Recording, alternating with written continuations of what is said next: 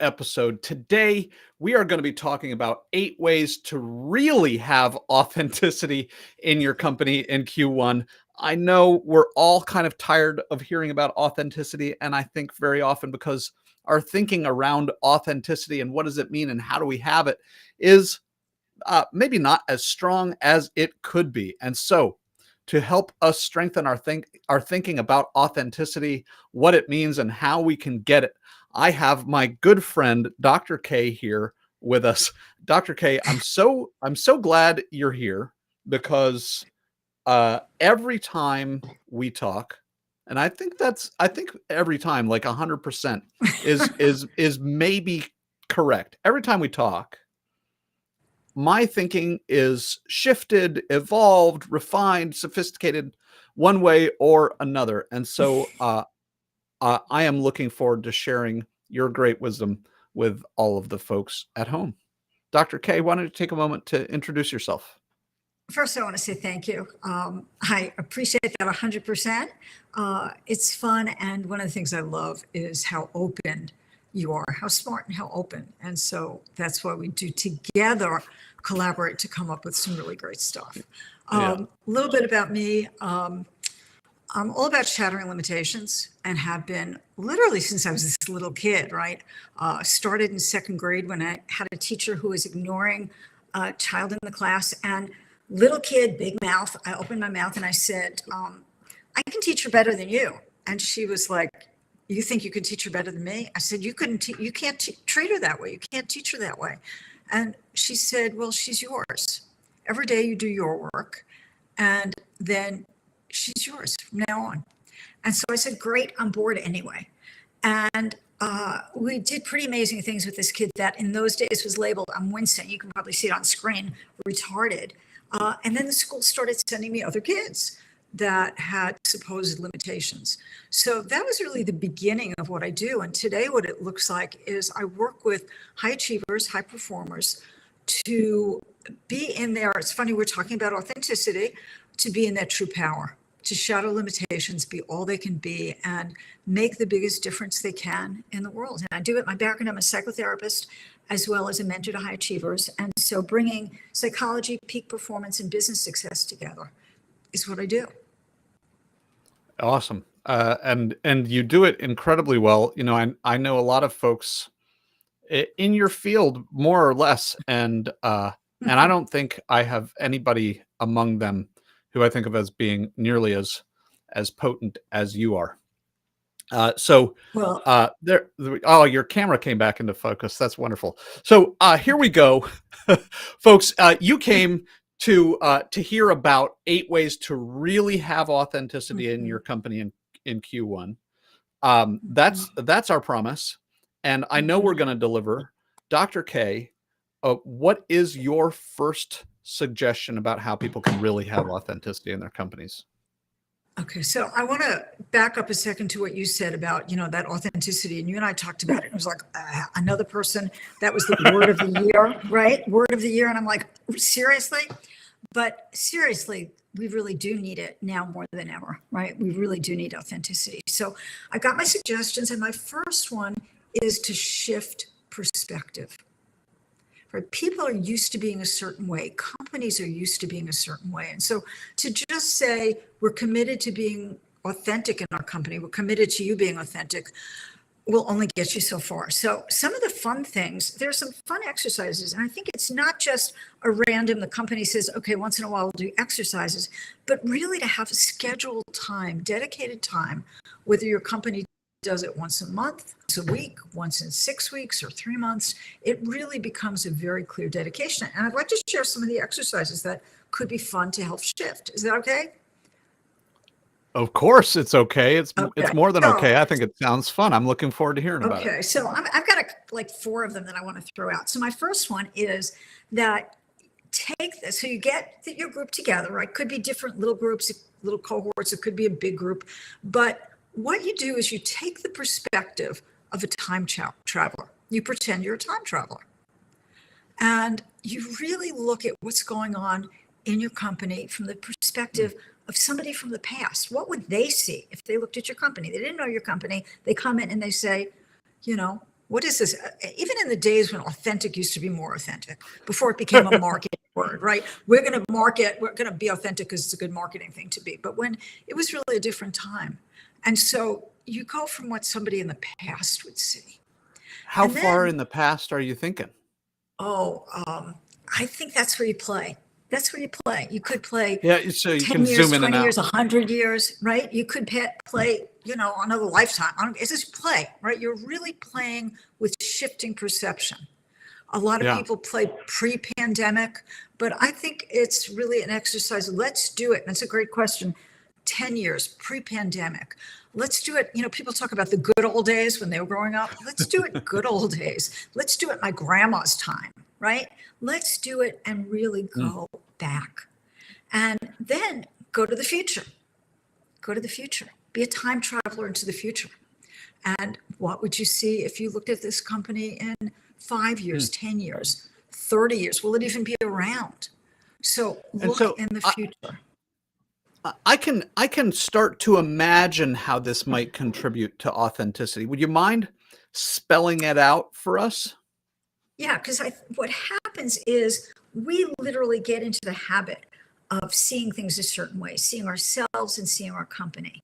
So to make a shift into real authenticity, right? Not just playing it, but really being real, we have to look at ourselves and our company differently. We're in the habit of seeing ourselves in a certain way. So we need to do things that will shake that up. And so to say, Mm. look at it like an outsider, it's still too close. But if you say, okay, look at it if you're in the North, maybe. I mean, you and I have had a lot of jokes about, East Coast, West Coast.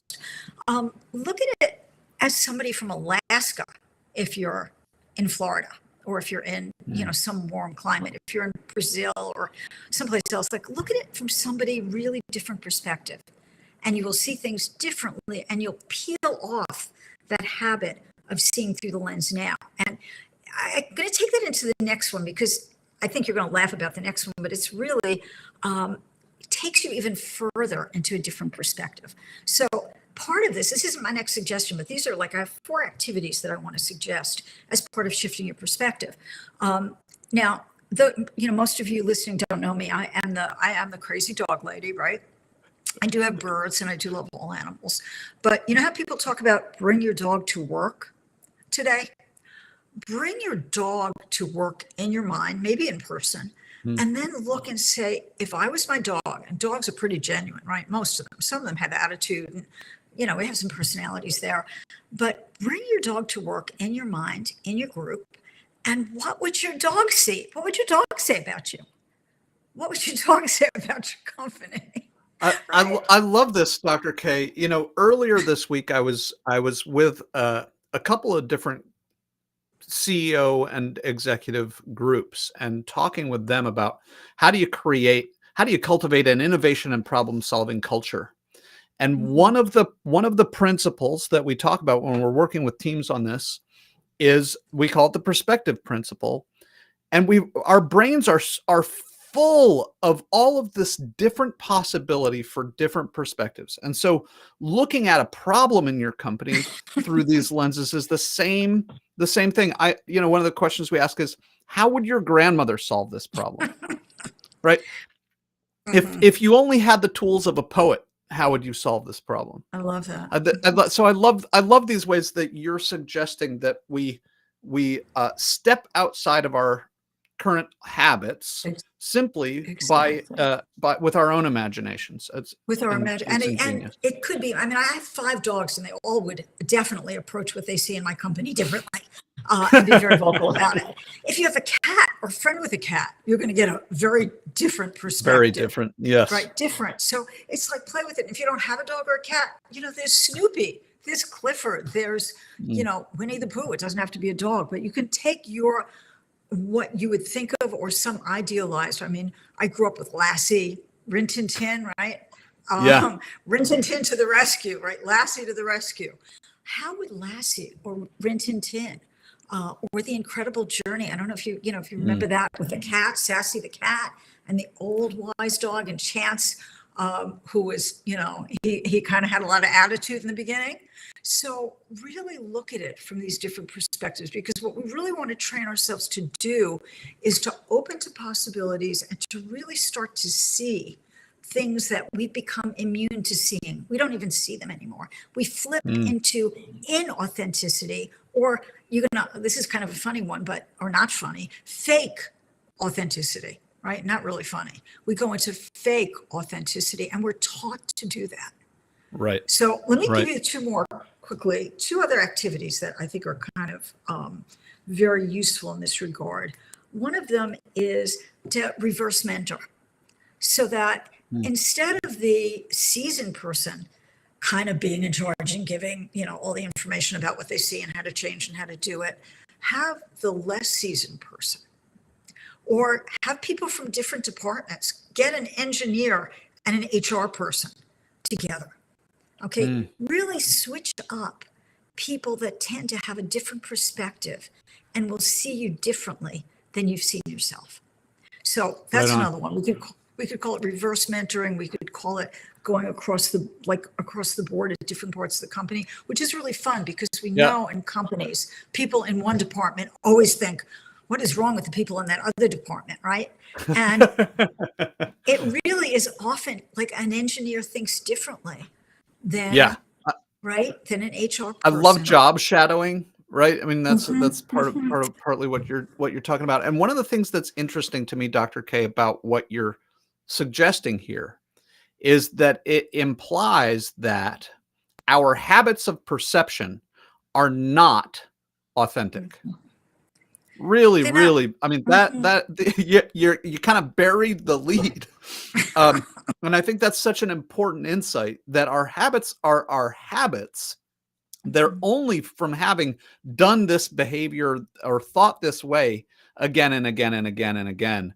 That's not the same thing as authentic. And cheers. And the other part about that's really interesting to me is that sometimes it's the fakeness that we've been taught, right? We've been taught to be fake it till you make it, and all these other kind of things. Right. But the other part of it is that sometimes give your grandmother a hug. Give your grandma, yeah. I mean, but you don't get that, right? It starts, be nice, right? I mean, my mother was never happy about my mouth, right? It was like, do you have to say that? Do you really have to say that? And it was like, yeah, I kind of do. But the question is how to be, and that's one of the things too that holds people back, not in the suggestions, but but really bottom line is that we don't really understand what it really means to be authentic and what it doesn't mean to be authentic. And that's a really important thing. But I think this looking from a different perspective, and we don't even know when we're not being authentic a lot of times. Sometimes people will sit in my office, whether it's my therapy office or whether it's for mentoring, whether it's on Zoom or in person, and they will just have this incredible realization that they really have not been being true to themselves. Yeah, right. So people say that's just me. It's just me. Yeah, it's the way I am. Yeah. And yet it's often the way you've become to adapt to situations or other things that you've been taught, or pains or whatever. And it's not the truest you or who you want to be or who you can be. So I think it's really important. And last one I want to throw out for this tip is that you could have an authenticity hour where basically you really sit down and you kind of like evaluate who's doing it well, who maybe isn't doing it so well. How am I doing it inside of me? And a company can do it either by saying, let's get together and have this authenticity hour, right? Let's schedule it once a month. But it can also be something that people are asked to do by themselves, not even to share. But we're going to take an hour once a month where you just sit and you really ponder. And then these are things that you can bring to my tip number 4 when we get there. But really start to reflect. Really reflect. What I love about that is, one of the things that I love about that, and there are many, one of the things that I love about that is that it really does. I mean, it's one thing to say, one of our core values around here is authenticity, or we value authenticity around here. It's another thing to say, I want you to spend an entire hour focused on authenticity. That really demonstrates that this is a value, whether it's a core value or just something that we value around here. Asking people to invest their work time. Yeah, put your money where your mouth is. Exactly. Yeah, it's like whatever we're drinking, right? Put your money where your mouth is. And it's, that's one of the things that we'll talk about, I think, your tips, my tips, but it really is living it. Let's not just say it, let's live it. And let's start to do it in different ways. I don't know a company that tells employees and leaders to sit down for an hour a month and just really reflect on their own, on their team members, on their boss, not being judgmental and attacking themselves, but be really discerning. Yeah. Where is it not working? What's hard about it? And really doing that by yourself, really saying, okay, we're setting this dedicated time aside and really bringing those conversations in a whole different way to our bosses, to our teammates. Terrific. And out of the 160 hours, some odd hours that people are working in a week, in a month, 1 hour is not so much. Especially if it's gonna highlight important things that'll. That's the point, is that the hour, if you start to do that, when you're not really being authentic, when you've got so much energy that is going to all kinds of places, it can make you sick, more sick days. It can burn you out. It will make you less clear, because if you're not being clear and authentic and true to yourself, right? If you're not being that, then all you're thinking is going to be clouded. So we could say we're taking and it contributes to gossip, right? And all these other toxic behaviors. Right. So this hour is going to this is not going to cost you an hour.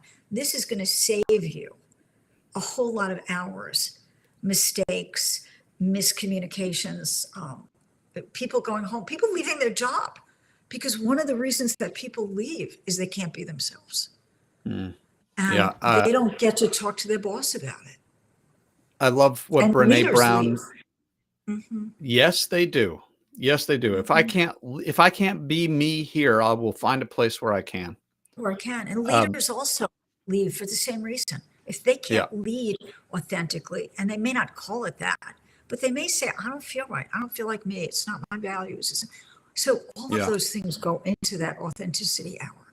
Looking at values, looking at your purpose, looking at, like, what's your day like when you go in and say hello to, the person who's sitting at the front desk, if there is one. I think as Brene Brown said, something to the effect of, the opposite of belonging is fitting in.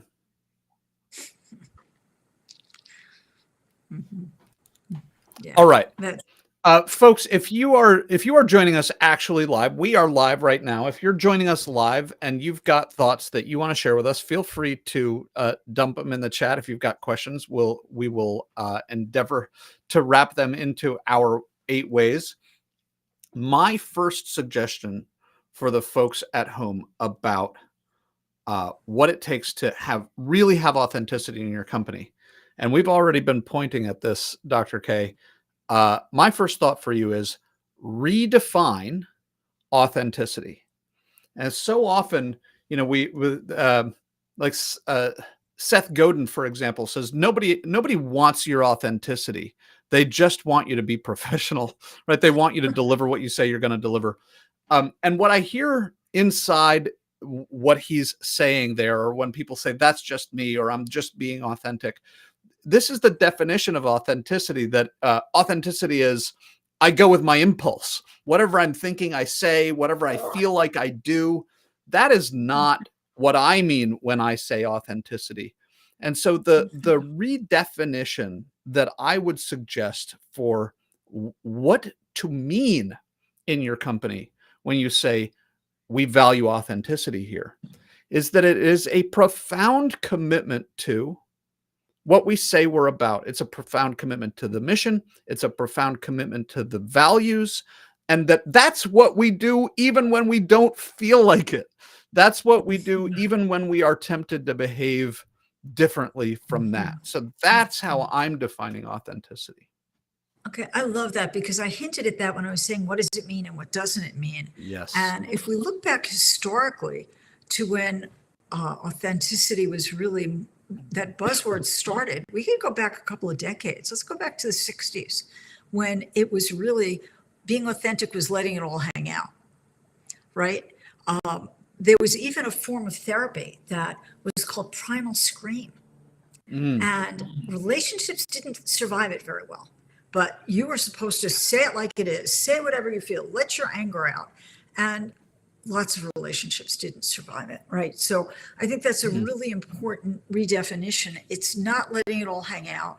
I had a supervisor when I was in training who used to talk about something I talk about a lot now, and that was that we use authenticity or being honest as a way to beat people over the head. It's a way to be indulgent. It's a way to, well, I'm just being authentic. No, you're not being authentic. You're being right, and you're being abusive. To You're vent being my discomfort.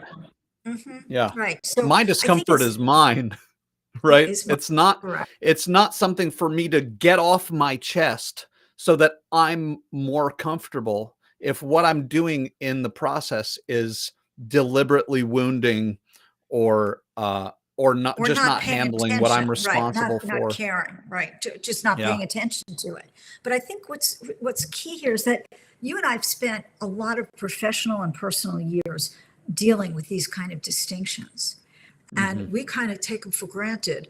But lots of people don't know these distinctions, and they're not so easy to live. We can kind of say, like, don't do that. Man. But the truth is, right? And we know it, even though we know it. I got to say guilty sometimes, right? Yes. So I think this is really important because, yes, we redefine it, and still we have our wounds, we have our triggers, we have all our places that this is really where we really do need to learn how to do what you're saying appropriately and being ourself. It's not something that we may be born knowing how to do it. We don't know the appropriate part, right? When we're born being us, and then that's squashed. But nobody truly teaches us, unless we're really, really blessed with a good mentor, a good therapist, an incredible parent, how to really be ourselves in what that means in different situations and what that means as a leader of a company. So what's the purpose, right? What's the purpose of what I am saying what I'm saying, withholding what I'm not saying? What's the purpose of that? What's the purpose of my doing what I'm doing or not doing what I'm not doing? And why is authenticity even important? Okay, why is it even, why has it become, besides the fact that it's been a great sales tool, right? But why? Why is it a great sales tool? Why do people look for authenticity? I think that's huge. Why do we care so much about authenticity? And I think that is kind of, we could go into hours on what that means in terms of what we mean, what we are as humans. So. Right. I mean, and so much can get wrapped into this topic of what is authenticity and why does it matter? And for the purpose of ensuring that that people get what they came for, Dr. K, what is your second suggestion about how to really have authenticity? So just to tell people authentically that we didn't know each other's suggestions, right?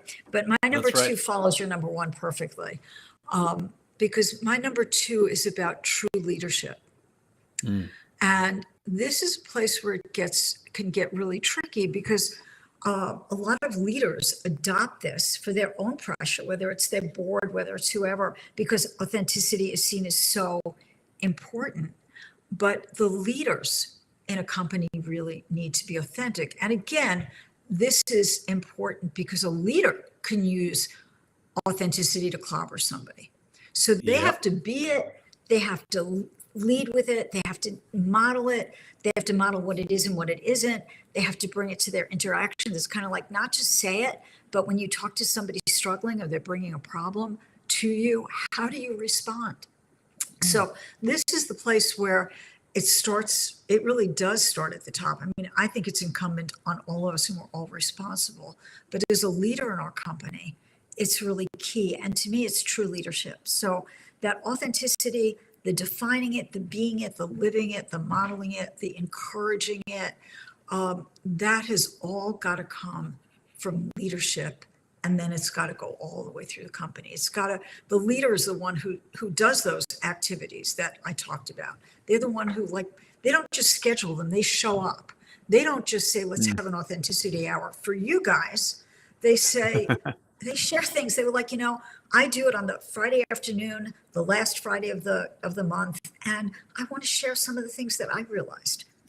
So they want to really be demonstrating it in its best form. And when they screw up, they need to own it.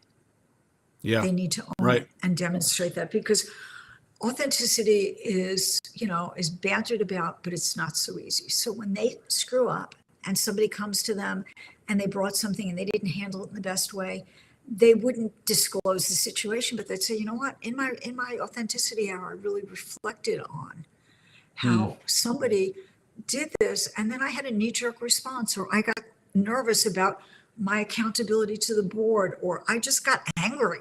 It's like, it just pissed me off. It's one of those things that gets me angry. And so I want to take responsibility that I want to be authentic, but I kind of goofed in how I did it. So they're really going to be the modelers of something that's not easy.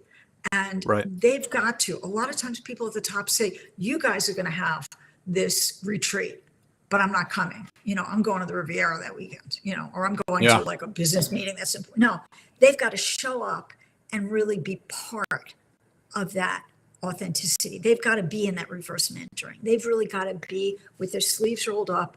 I am in this game. So it's the true leadership of what you're talking about. And they need to really be sharing their struggles with it too, like where it's hard, where they haven't figured it out yet.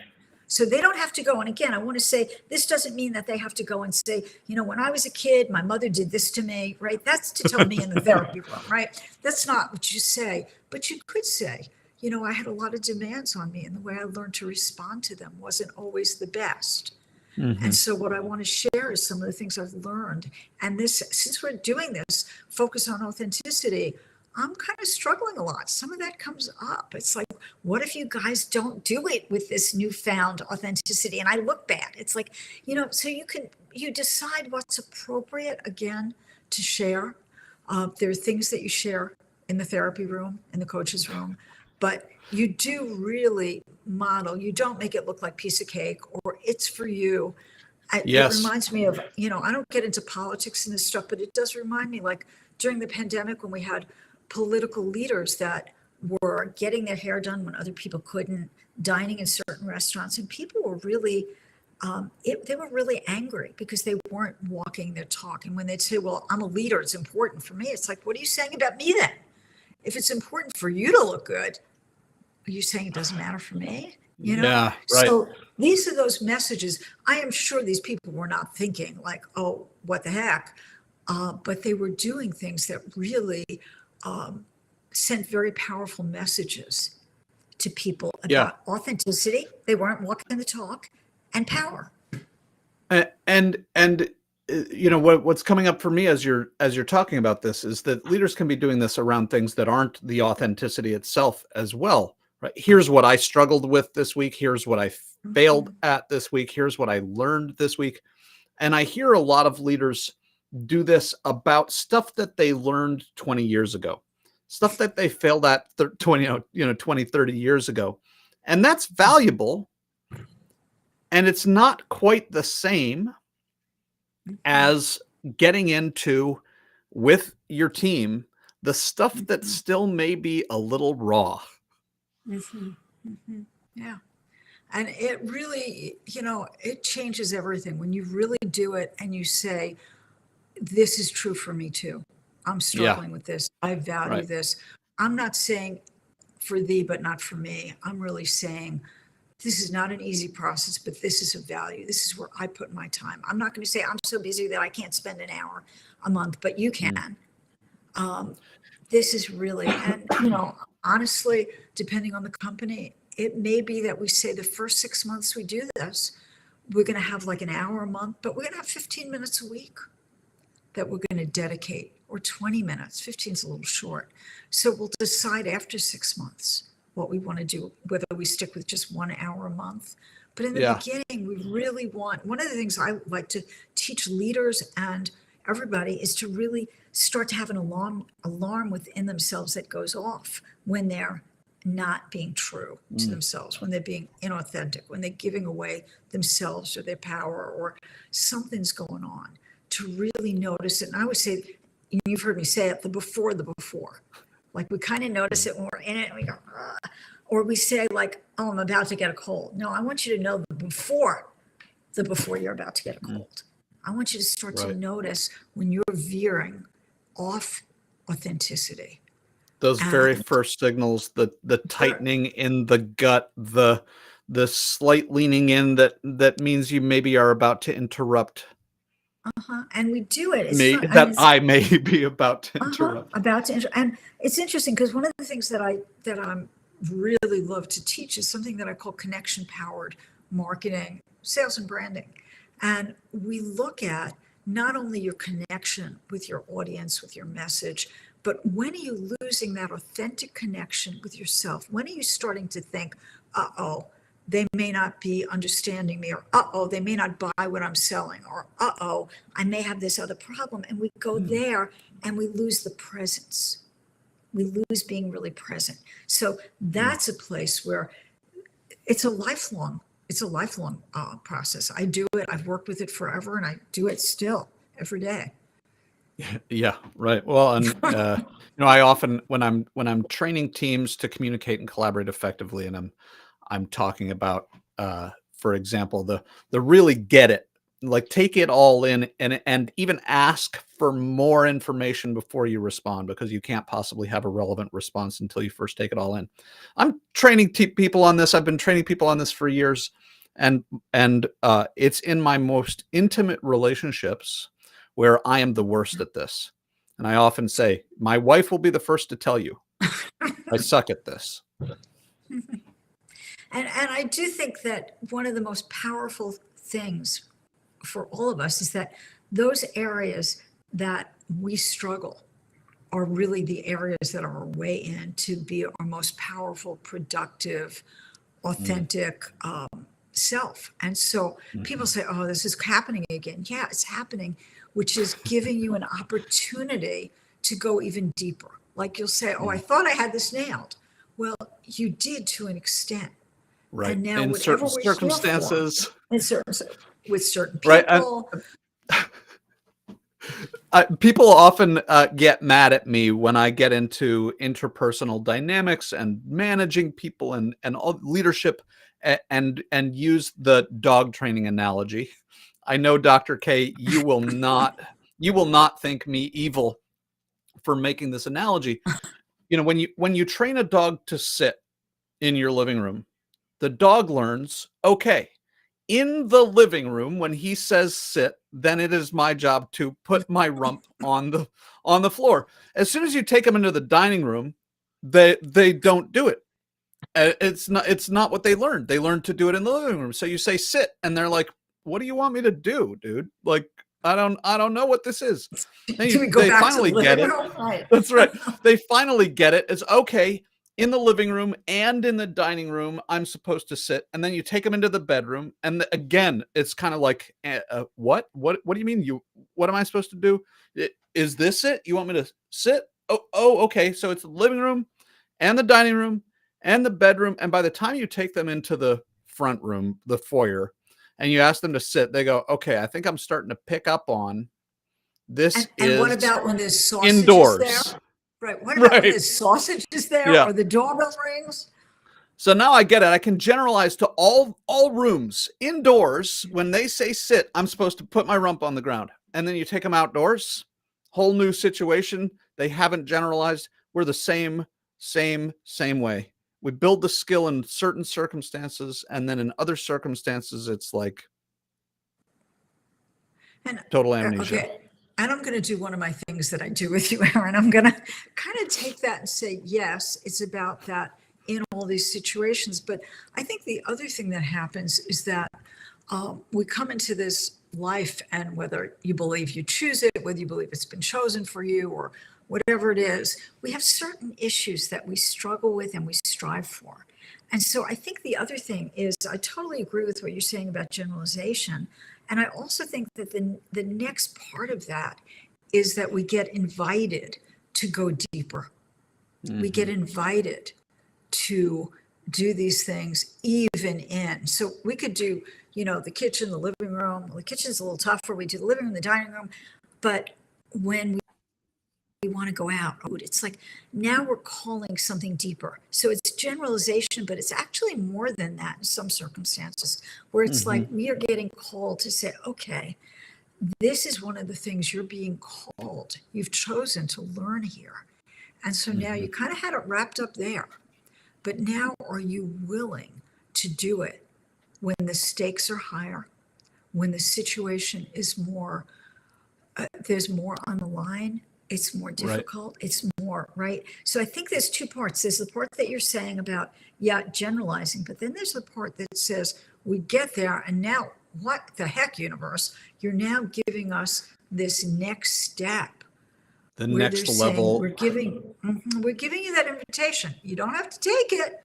We're not responsible for the consequences if you don't, but you don't have to take it. It's really an invitation to go deeper and grow more. And this is, in the dog training analogy, maybe like when you want me to sit even though there's a hot dog right there, right? You want me to sit even though that dog across the street that is my mortal enemy is walking by, right? Yeah. The additional challenges that whether we've come in with them or they're hardwired or they've been socialized into us or, some piece of conditioning. And so I think that's about growth and depth. So I love that, what you said, and then it just leads right into true leadership. Yeah. All right.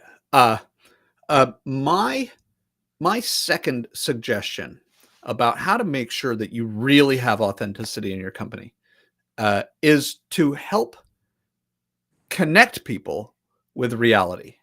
And as leaders, we're so often tempted to insulate people from reality instead, right? You give me some piece of work, for example, that isn't quite up to snuff.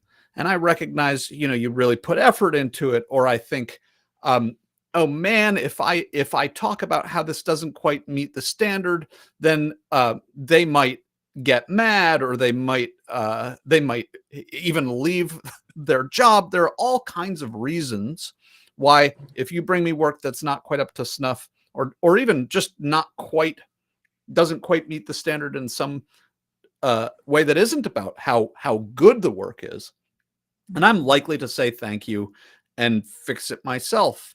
That's one way out of many that I find leaders will insulate people from reality instead of helping connect them with reality. Well, that is a very powerful, it's interesting. We do it as friends. We do it as life partners, spouses. We do it as, bosses, and we're not serving anybody. But I think we do it because, one, it gets expedient, right? One, we get it done fast. But the other thing is we're easy and quick, but we also don't want to deal with the mess. We know that if we do it, there's going to be a mess.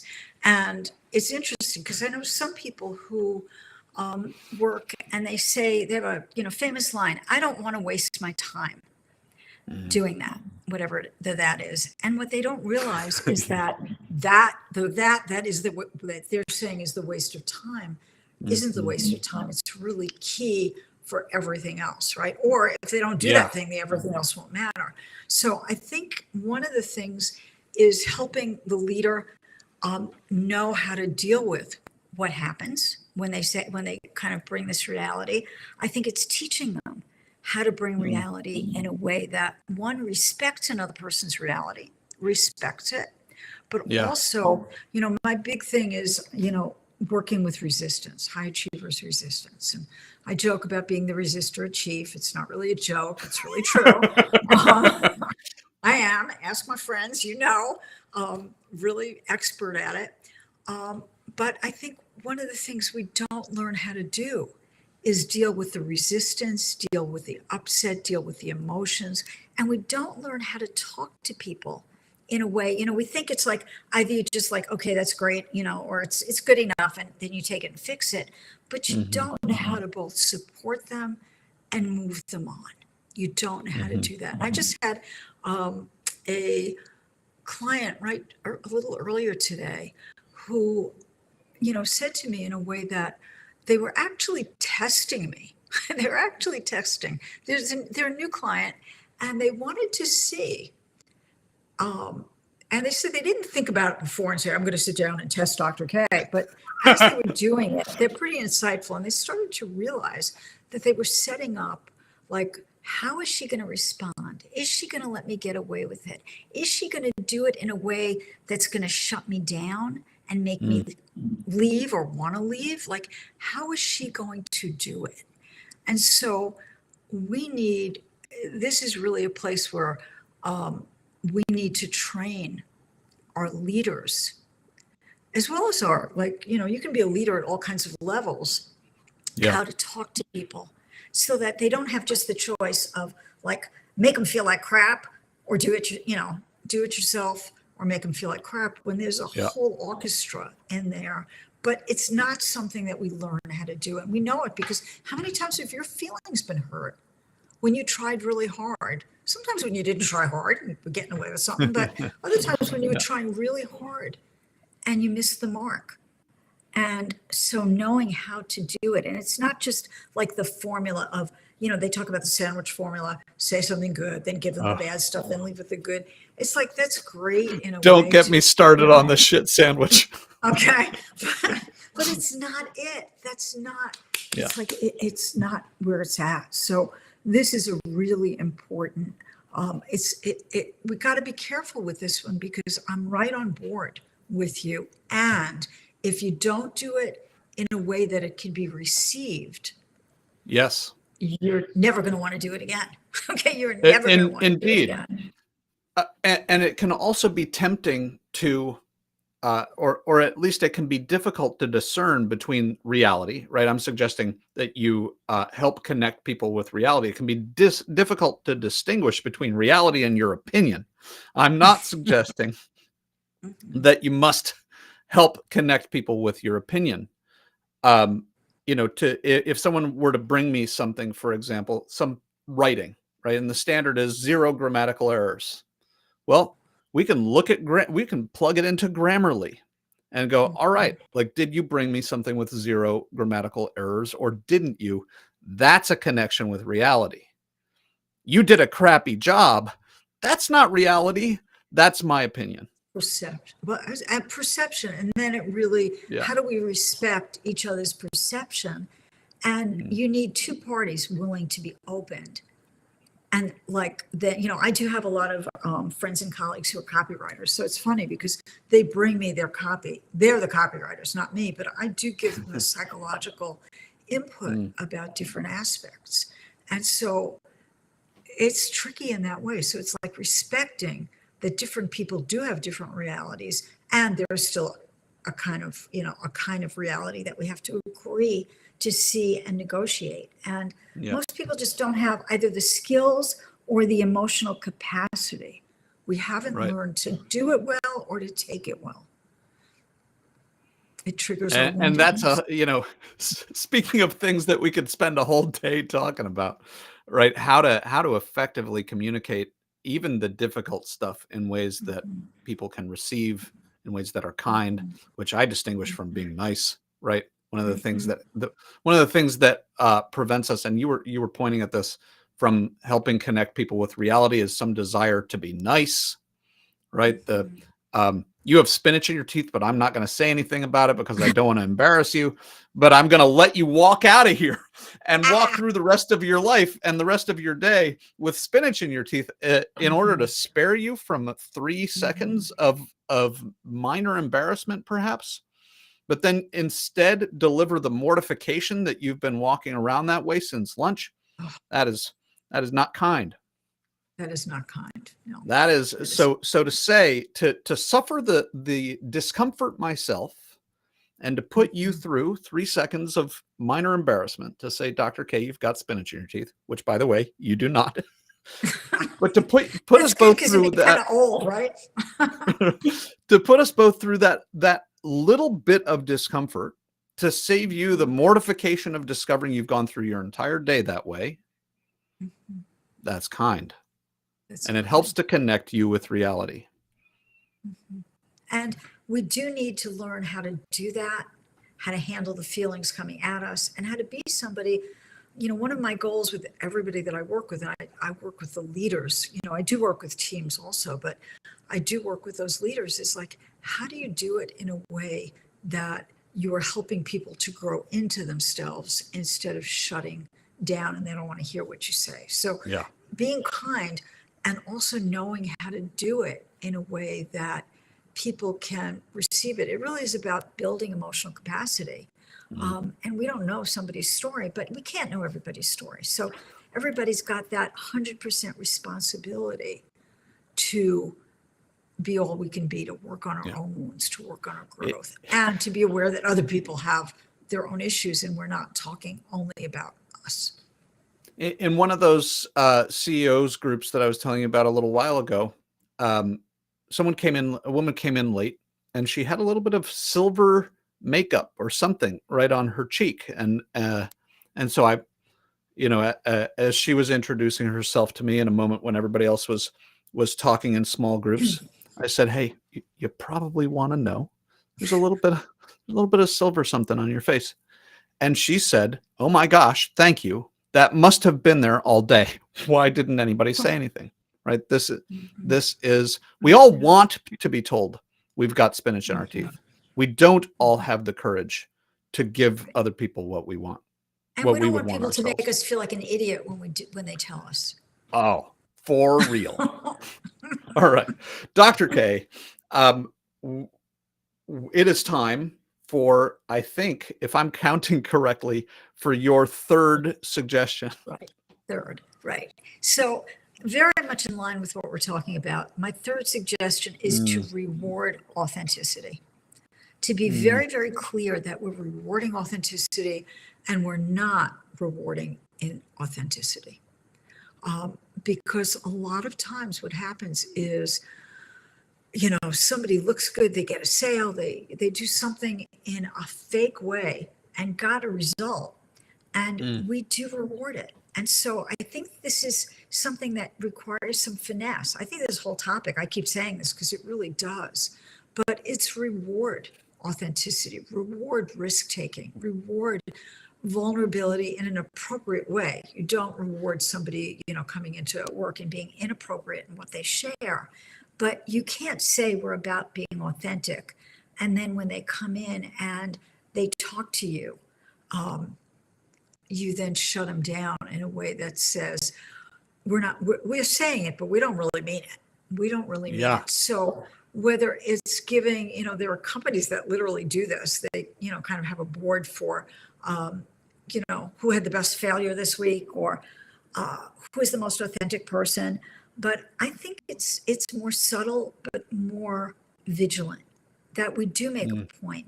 If somebody does something that we think is difficult, as a boss, as a leader, in the company, you go over and you say, I know that was hard for you, mm. but I want to just say I think that was great. Or you do it with your coworkers, or I heard you talk to that customer who must have been really, really hard for you, and you did such an awesome job of kind of owning the mistake and yet not bashing the company. I mean, there's a lot of finesse in that, right? And so you want to have ways, some can be formalized, that, it's kind of the employees of the month, or somebody who's really helped us all in this arena. That is an awesome thing. But I think it's also in those day to day when we see somebody being, and this is another one, when you see someone being inauthentic, how do you respond to that? Mm, How do you mm. respond? As well as how do you respond when they're being authentic but inappropriate? So I think, right, if they're being like, they're coming in and they're telling everybody business that they shouldn't be telling everybody, not even just on the Right. clock off. This is just Well, and not. that comes back to the definition of authenticity, right? Is if we've got a shared purpose, then behaving in ways that don't serve that purpose, Purpose. I would Exactly. say, not authentic, right? not That's more authentic, right? following your whim. Following And your whim. there's something Exactly. here, around rewarding authenticity. You talked about how I forget the words you used, but the nuance here. Mhm, One of the pieces of nuance here is reward authenticity no matter what the outcome. mhm, So if someone on your sales team, for example, has been authentic to your brand, authentic to themselves, relevant, and something that they do or say that is authentic costs a significant sale, then that behavior gets rewarded if you want to have, if you really want to have authenticity in your mhm, company. mhm. I And think to about, add to that, Aaron, you don't stop there with them. So it's like if somebody does something, sometimes you could do the absolute right thing and it's just not going to work, right? Or right. work meaning get the result you want. But sometimes they've done it and there's something in there that could have been done more effectively. So you Mm, reward the authenticity. And I will often ask, is it okay if I make a suggestion? That's a mm. question I ask a lot. Is it okay? Would you like to know a way that I think this might have gotten a different outcome? I love that. And Right? Is right, it's the like the I permission, the permission to guide. it's a permission to guide, and so I will ask that, and it's not about that sandwich formula that you called what you did. Um, and I was actually thinking about that before the call today. It's like, what about cursing? When people curse, and say, well, that's what I do. I'm a New Yorker. We tend to kind of curse a bit, but it doesn't mean I curse where it's not appropriate, right? Right. It doesn't mean I curse a lot any of those places that are work related, but it does mean that I'm very careful. It's not being inauthentic to not, Hmm. curse because I, can curse, but Yeah. it's really what is appropriate to the situation. So I do, if you do have to reward the authenticity, and then you can ask permission. But it may be that you say, you know what, you did great. And I don't know of anything that would have changed that. Maybe there was something. But Yeah. I think we have to really do that. We have to reward it, and we have to be very careful to not reward inauthenticity. And that happens in sales a lot. People make promises, they close a sale, people are excited, but they've done it in a way that is not authentic, might shoot you in the foot directly with a sale, or it just Yep. might erode the company culture. Yeah. So I think it's really like, it's great that you got the sale. And I'm wondering how you feel you did in terms of our company value of authenticity. I Yeah. would ask, I, what's your I value of it? I was sold some software early in our company's history, many years ago, that we were not a good customer for. Uh, and in fact, when I eventually spoke to the sales manager, months after we'd been investing a lot, there was a lot of money invested in this SaaS software, and I spoke to the sales manager, and I said, I just feel like like there's kind of no way we were ever going to succeed with this. He asked me a few questions about our company and said, you should have been disqualified within the first 5 minutes of that sales call. Mhm, So the sales rep uh, clearly was more interested in selling it than in disqualifying me as a not qualified customer. And mhm, and to his credit, the sales manager asked me, not it was a rhetorical question. He said, I wonder what it is that I'm doing that made this guy not want to disqualify you. And I'm going mhm, to have to go talk to him and talk to the whole team about the importance of disqualifying and figuring out how we are incentivizing mhm, people to mhm, sell when it's not appropriate. mhm. Yeah, so that's really important, is that it's easy to look at a short-term gain or even a long-term gain, but it erodes the culture that we're promoting. And again, do it nicely, do it in an appropriate way, but Yeah. you can't, if that's the value, you can't reward Hmm. inauthenticity. You can't teach fake it till you make it. You can't teach go into that call and pretend you know what you don't know. Right. Can't do. But that doesn't mean you go, oh, poor me, I don't know anything, right? It's really learning. It's a skill. It's a real skill. It's always fun for me doing this show, and I think especially with you, Dr. K, the way that one suggestion and folks, as Dr. K told you earlier, I didn't know what she was going to say. She didn't know what I was going to say. I have not reordered mine. I 1, 2, 3, 4. I'm still going this way. So here we go. My third suggestion about how to have real authenticity in your company this coming year is to be clear and consistent with your expectations. Be clear and consistent about your expectations. That is going to help your team to be authentic, because when we're not clear and consistent about our expectations, when people don't have total certainty about what is expected, then they are going to be casting about, right? And casting about, guessing, that leads us to inauthenticity. It really feels frightening to not know clearly and consistently what are the expectations. And fear, I would say, is the greatest eroder of authenticity. So I'm going to, I'm going to make Aaron go, okay, she did it again. So we're always talking about the negatives of fear. And I want to again, like, bring up the positive in fear. So fear will bring up things that we need to use to be aligned, to be authentic, to get the information, to accomplish our mission and purpose. So fear can be in the way only if we don't know how to use it. If we don't know how to use it as a gateway, if we don't know how to use it as a resource. So most of us don't like the feeling, and yet there's so much richness in fear that I want to really say, okay, we have to be very careful. Fear isn't bad. It's what you do with fear that is the issue. So I want to just kind of make that little difference. Makes an awful lot of sense, and it's a welcome caveat.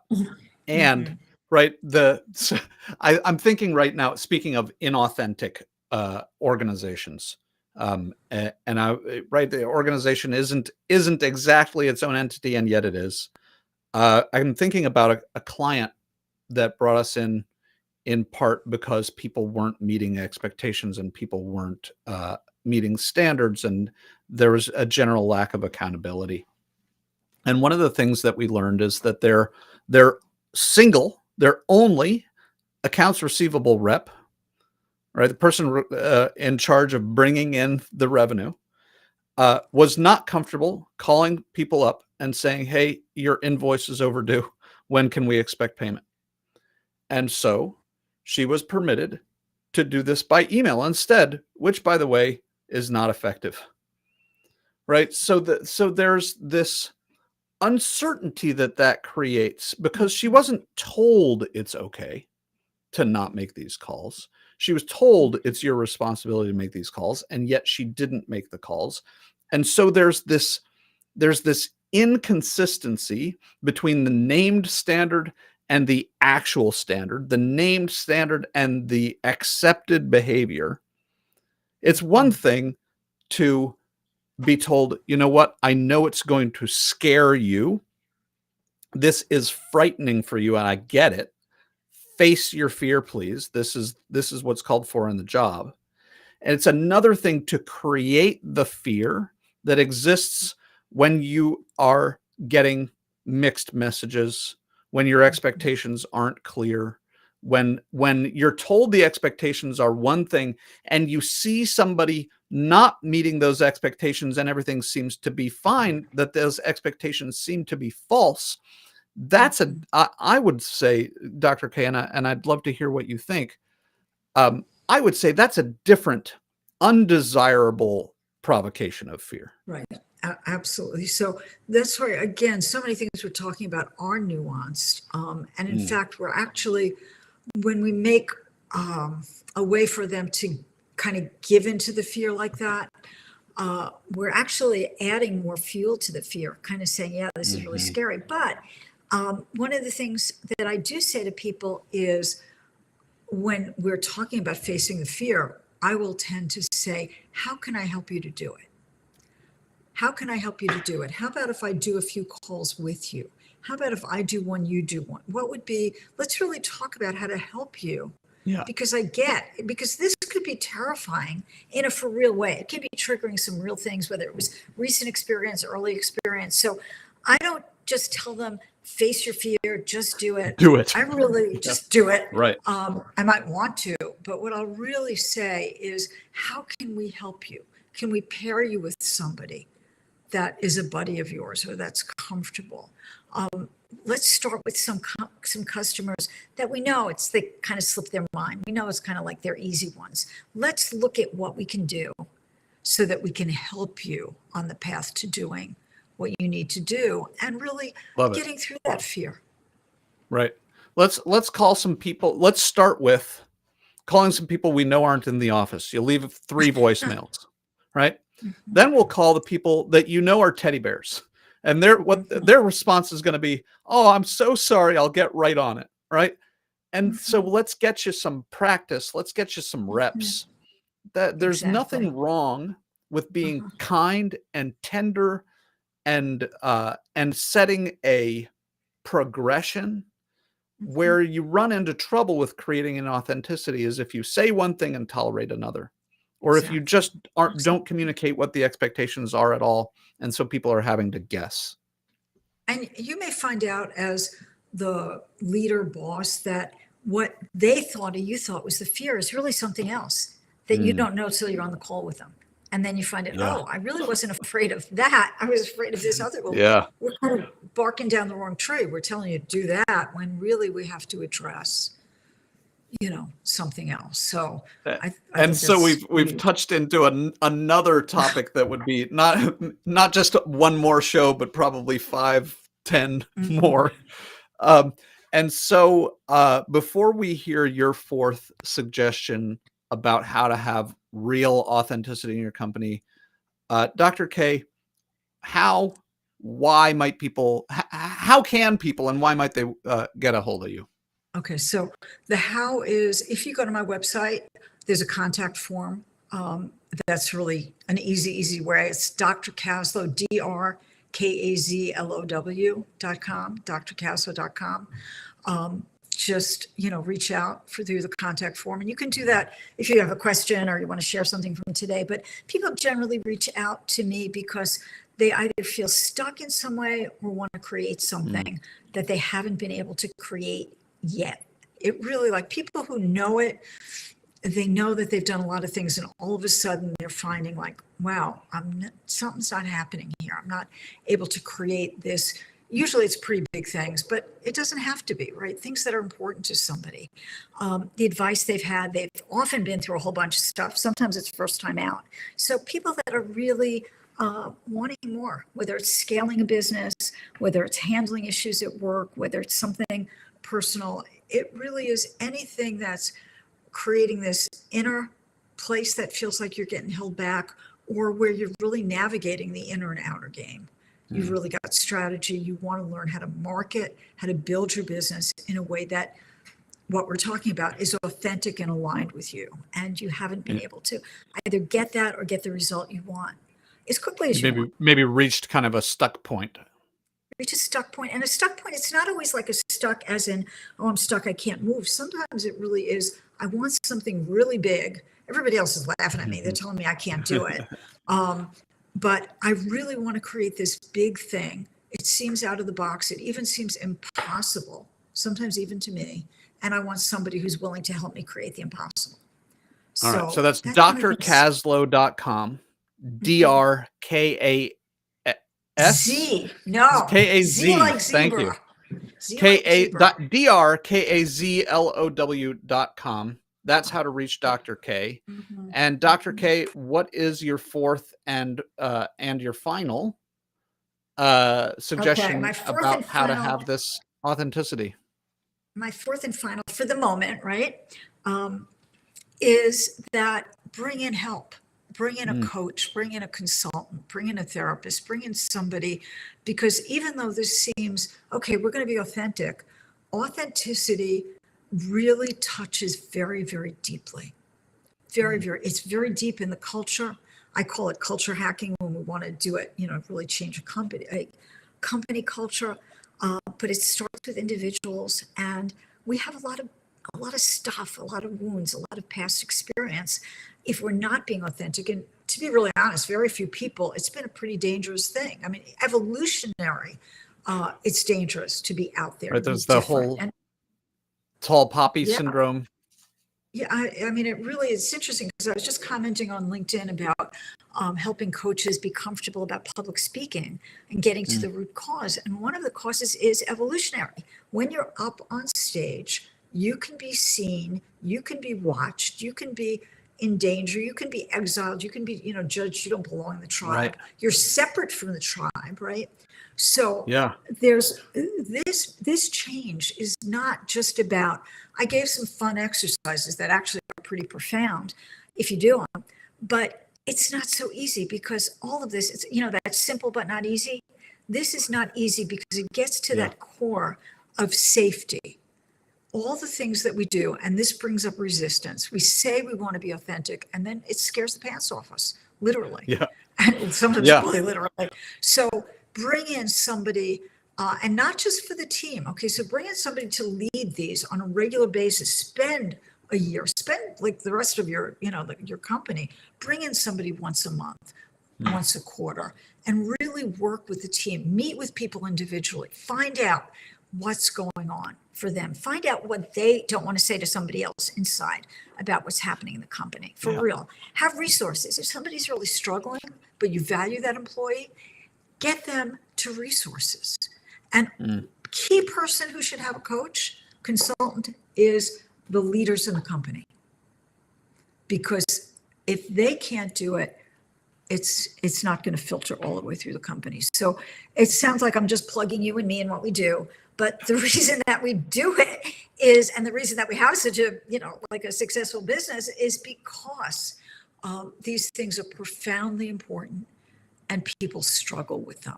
And so you want to step into your true power, which for me, that's what my work is about, is really moving you in to being not your fake power, right?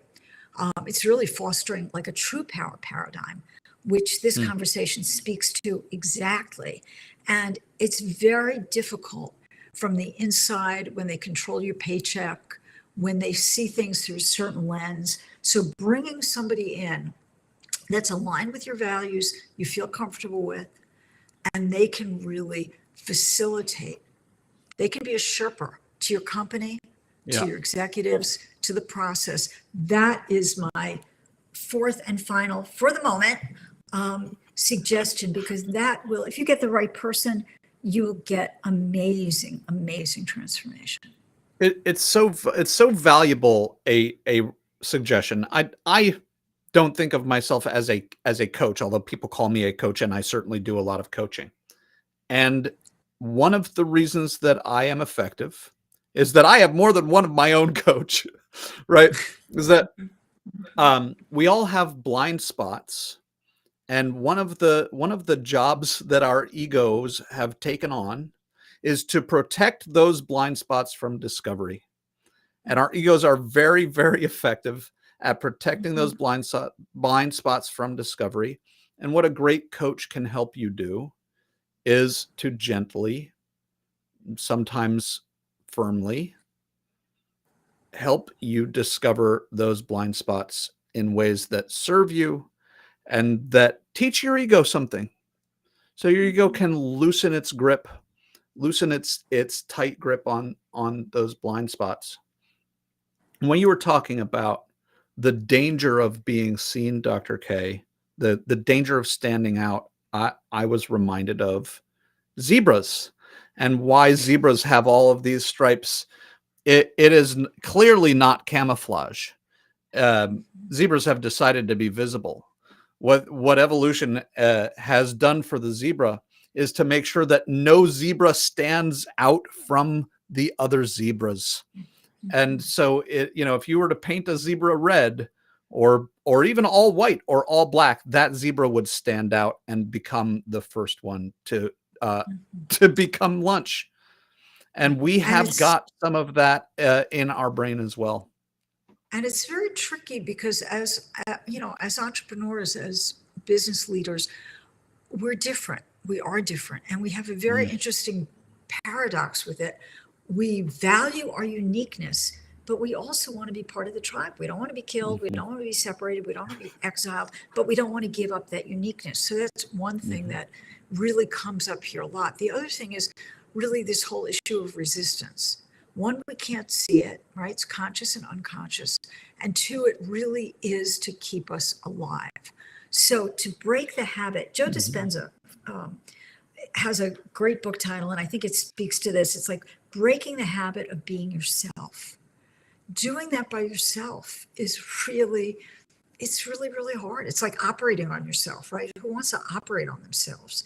So Mm. to have somebody who can really help you work through the resistance so that you can not be who you've been, because it ain't going to get you. You know, they said what got you here won't get you there. What got you here is going to prevent you. It's going Because if to it wouldn't make prevent sure you, you stay here. right, it's going to make sure you stay right here. It's going to keep you there. You can't be that future self yet. So you Yeah. really need a guide. You really need a guide who can help you get over there. You can't operate on yourself. I mean, a couple of people have done it, but not usually very successfully. You need somebody that can really know how to navigate your resistance and help you to do that so that you can be who you want to be. Your company can become who you want it to become. And that's why somebody really experienced in doing that, because we're holding on for literally dear life. Yeah. Sometimes it's ego, and that is the purpose of ego. But other times it's not even, it's just like, oh my God, this has saved me. It's fed my family. It's worked. It got me through tough Yes. stuff. And now you're saying, Yes. like, let go of that. It's like, whoa, what guarantee do you have for me? None. Right. Well, I think, I think not. So, and, One of the I always reasons that we guarantee. resist change, right, is that if I walk from here to the watering hole following path A and I didn't get eaten by a saber-toothed tiger, then the most likely path for success tomorrow is to follow path A. Path B has risk associated with it that path A does not. Exactly. And it could be Exactly. that path B takes me to the watering hole in less time, or it takes me to the watering hole and I get to pass all of these lovely berries. It's still the risk of not doing what got me to today, right? Helped me survive to today. The risk of not doing that is considerable. Right. And so I always look at it when somebody says to me, can you guarantee that, if I do this, this will happen? And what I say Mm. is, I can say it's highly likely, but what I can guarantee is if you don't do it, and this isn't one of those sales things. I hate those sales things when people say, well, if you don't take this course, you don't want to grow or change or whatever. No, Mm. but I can guarantee if you stay the self you are now, you're going to have, perform, be, interact, create a Right. company, be part of a company that is a certain way. Because if you were Yeah. already different, that we'd be looking at the next step over. So I can Yeah. guarantee if you don't do it, what's going to happen. I can only give you the odds of what'll happen if you do Yeah. it. I can't Yeah. give You you the don't have to odds. work with Dr. K. You don't have to work with me. You don't have to work with the S Works. And if you want to close those blind spots at anything like a good speed, you got to have somebody in your corner helping you fill them in. Mhm. Yeah. Okay, you got a number 4? I do have a number 4. Before I get to the number 4, I'll tell you a little bit about how you might get a hold of me and why you might want to. Company called us up and asked us for help with creating a culture of feedback, which we decided to call, kind of in our conversations, they called it the breakfast of champions. And so between us, we're calling feedback the breakfast of champions. And one of the reasons that they called us was that they were finding that if they started to give somebody feedback, which they had not really been doing, then there might be uh, some really wide eyes at the least, and even some pretty extreme reactions. And in other clients of ours, I'm thinking about a company right now where somebody was engaging in some pretty universally understood to be not workplace appropriate behaviors. And when they were kindly, warmly brought to their attention and asked, please, would you not do this any longer? Here's the impact on others when you engage in this behavior. This employee said, I just don't think I can stay here for the rest of the day, and left. So if you are encountering difficulty in giving and receiving feedback in your company, if you are finding that folks are not as authentic as you would like them to be, if you are struggling in any way with accountability and people being willing to connect their actions to the results that they're getting, those might be great reasons to reach out to us, where we help you engineer trust into your company culture so that people and profits rise. I'm the only Aaron Schmookler on LinkedIn, and so you can find me there, and you can find me at theyesworks.com.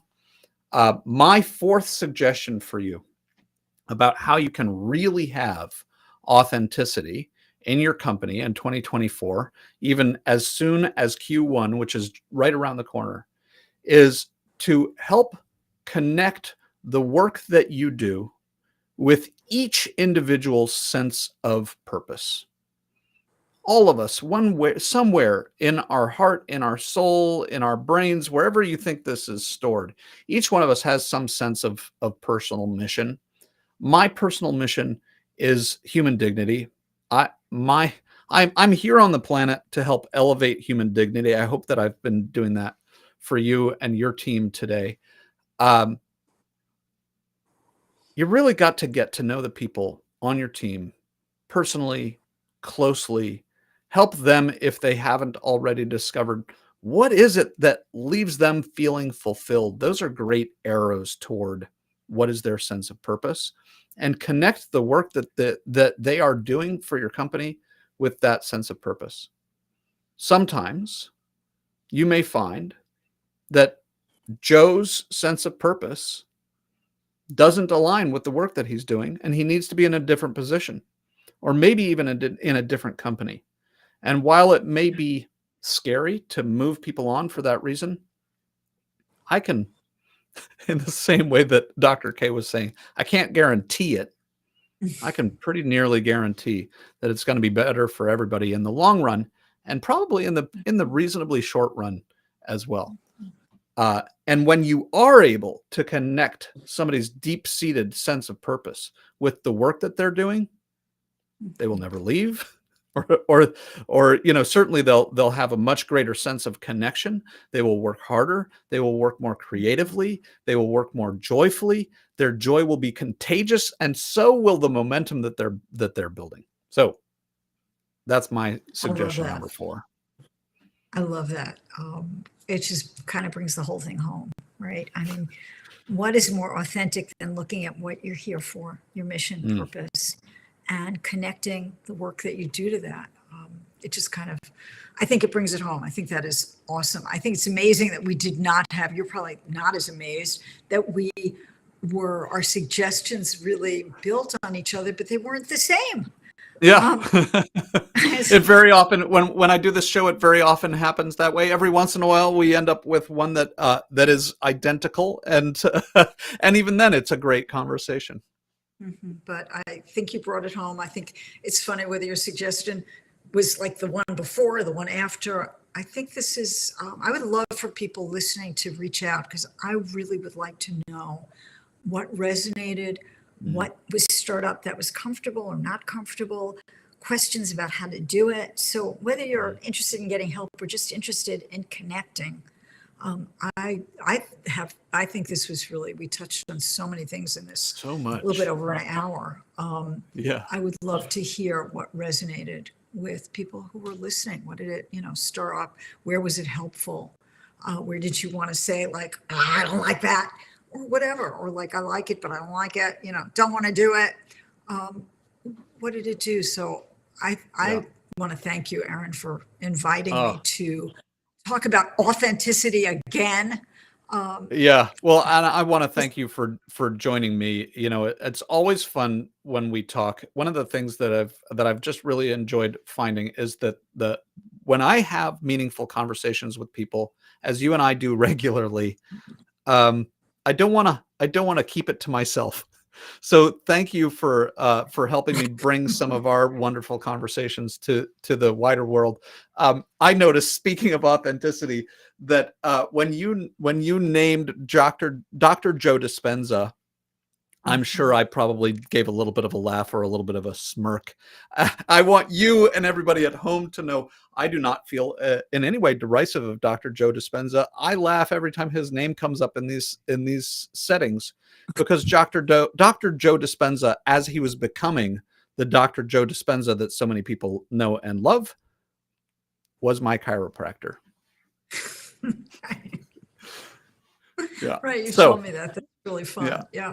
yeah, So it does come in, and he's gotten a couple of titles that, like you and I, there's so many things that are aligned, and then there's those little places that he and I just bring different things yeah, to the table. But his book titles, I got to say, he's nailed them. You are the yeah. placebo, breaking the habit of being yourself. Mm. So Yeah, I hope he was those as are good a some powerful chiropractor. titles.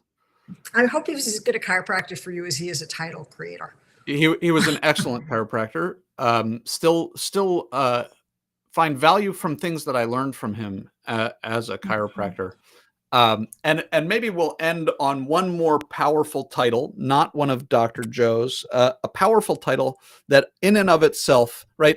You are the placebo is like all you have to, reading the title alone is valuable. And I learned about a book this week that I look forward to reading, the title of which alone is a masterclass. This book is called The Answer to How is Yes. So there you go. Perfect for This you is to a share. a bonus masterclass in authenticity. The Oh my title of this goodness. book, whose author I can't remember. Dr. K, once again, just truly and unendingly grateful that you joined us.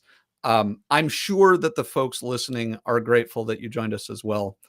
Folks, this has been another 8 Ways today to really have authenticity in your company, and you absolutely can have it as soon as Q1 of 2024, even though we're halfway through December already of 2023.